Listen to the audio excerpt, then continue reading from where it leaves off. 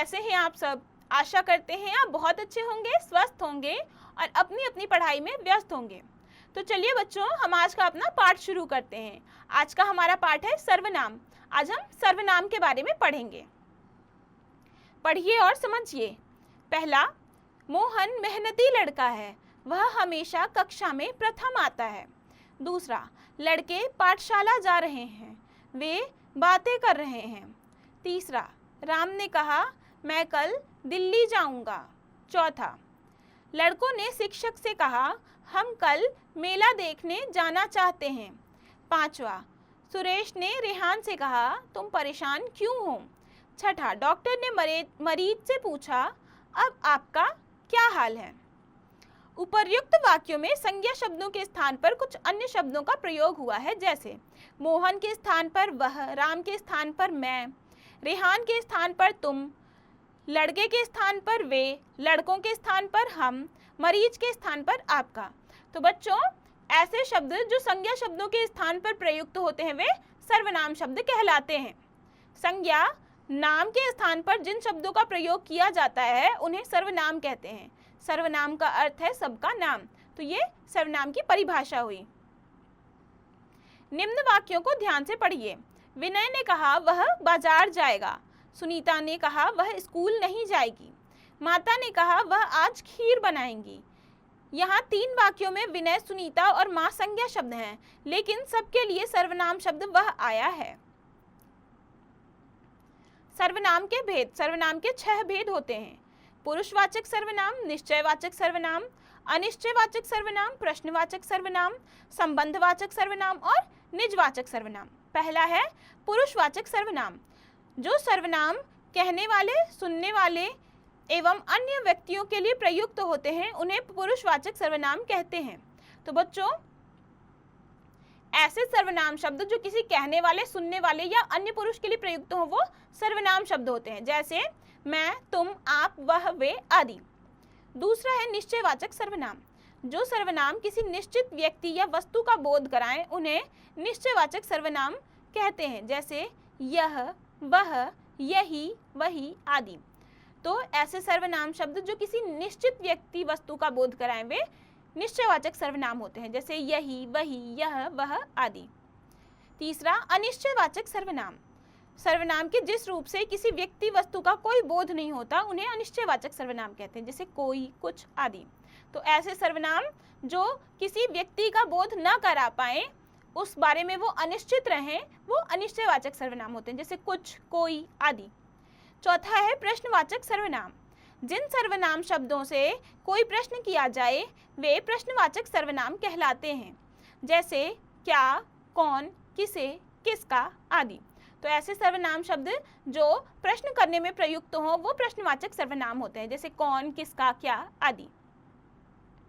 पांचवा है संबंधवाचक सर्वनाम।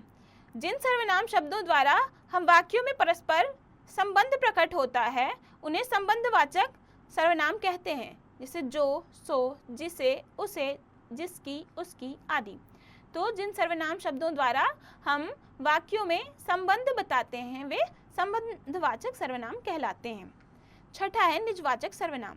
जो सर्वनाम शब्द कर्ता स्वयं के लिए प्रयोग करता है उन्हें निजवाचक सर्वनाम कहते हैं, जैसे आप, अपने, आप, स्वयं आदि। तो ऐसे सर्वनाम शब्द जिसका प्रयोग कर्ता स्वयं के लिए करता है वो निजवाचक सर्वनाम होते हैं, जैसे अपने आप, स्वयं आदि। यह भी जाने, वचन के कारण सर्वनाम शब्दों के रूप में परिवर्तन आता है। एक वचन मैं, बहुवचन हम, मेरा, हमारा, मुझे, हमें, उसका, उनका, तू, तुम, तेरा, तुम्हारा, यह, ये, तुझे, तुम्हें, इसने, इन्होंने, वह, वे, इनका, इसका, उसने, उन्होंने। पाठ पढ़कर हमने जाना। संज्ञा के स्थान पर प्रयुक्त होने वाले शब्द सर्वनाम कहलाते हैं। सर्वनाम के 6 भेद होते हैं। पुरुषवाचक सर्वनाम, निश्चयवाचक सर्वनाम, अनिश्चयवाचक सर्वनाम, प्रश्नवाचक सर्वनाम, संबंधवाचक सर्वनाम और निजवाचक सर्वनाम। तो अब हम इस पाठ के अभ्यास को करते हैं। आगे है अभ्यास। पहला प्रश्न है, सही विकल्प पर सही का चिन्ह लगाइए। क, सर्वनाम शब्दों का प्रयोग किसके स्थान पर किया जाता है? संज्ञा के, विशेषण के, शब्द के।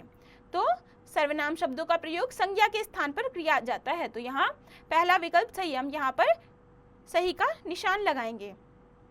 ऐसे ही आपको आगे के प्रश्नों में भी सही विकल्प ढूंढकर उन पर सही का चिन्ह लगाना है।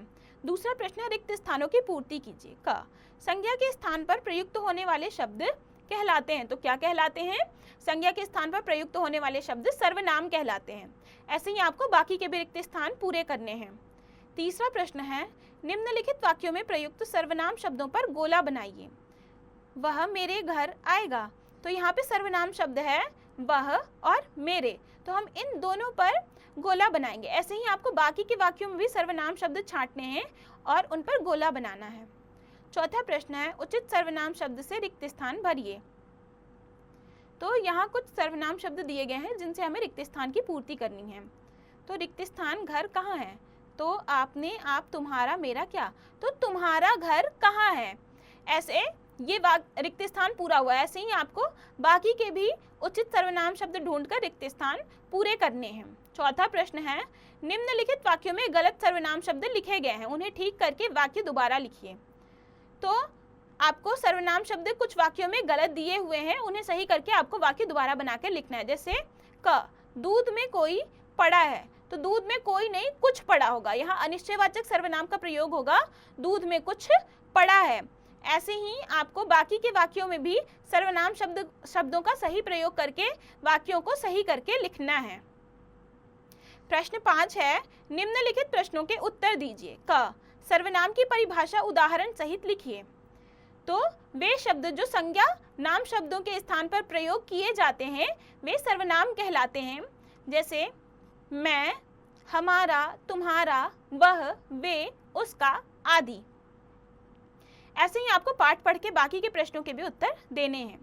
यह भी जानिए, सर्वनाम शब्द से आरंभ होने वाली पुस्तकों अथवा हिंदी फिल्मों के नाम लिखिए। जैसे मेरी पहली पुस्तक, मेरा नाम जोकर। तो बच्चों ये आपको खुद से करना है। सोच समझकर बताइए, किसी को आदर सम्मान देने के लिए हमें किन सर्वनाम शब्दों का प्रयोग करना चाहिए। तो ये भी आपको बताना है कि आदर देने के लिए आप किन सर्वनाम शब्दों का प्रयोग करेंगे।